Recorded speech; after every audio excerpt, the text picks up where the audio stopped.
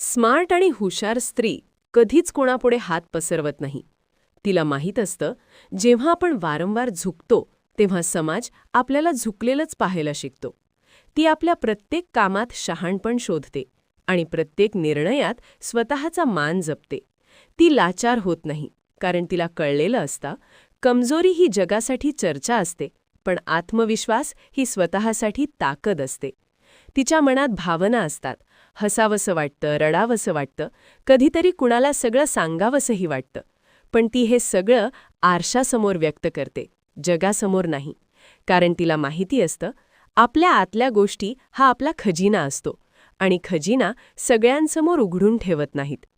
ती 4 लोकांमध्ये स्वतःची बढाई मारत नाही.